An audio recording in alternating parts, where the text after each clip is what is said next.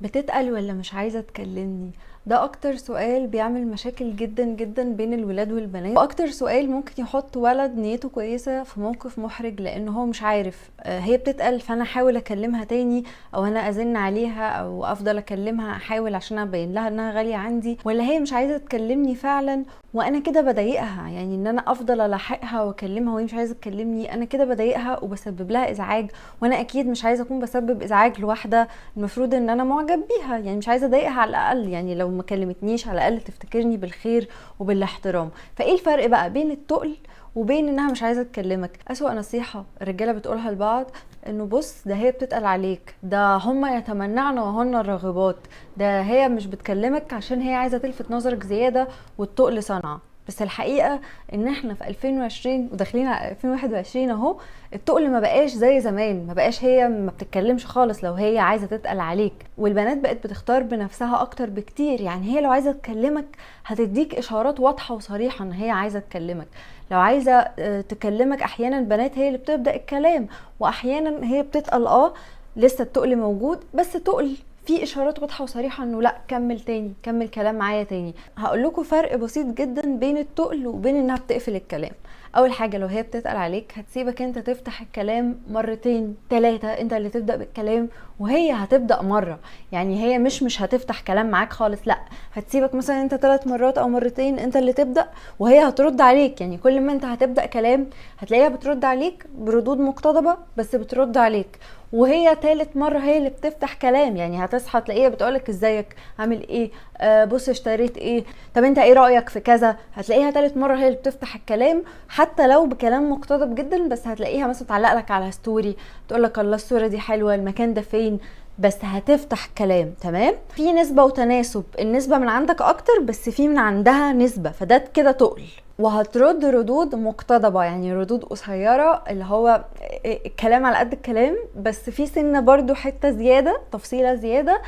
ده لو هي بتتقل. لكن لو هي مش عايزة تكلمك خالص، اولا مش هترد خالص، او هترد ردود مقتضبة ومش هتفتح كلام ابدا، هي هتبقى بترد عليك. في بنات على فكرة مهما بنت جريئة، هي ما بيبقاش عندها موهبة انها تنسحب من موقف، او ان هي ما بتحبش تحرج حد، او ما بتعرفش تحرج حد، او اللي هي بتفكر طب انا لو احرجته هو زميلي في الشغل، طب انا لو احرجته هيتقال عليا متكبرة، او ايا كان. فهي بتخاف ان هي تصدك بشكل قاطع، فبترد ردود مقتضبة جدا كل ما انت تكلمها، بس عمرها ما هتفتح كلام معاك. يعني عمرك ما هتصحى من النوم تلاقيها هي اللي بعتلك.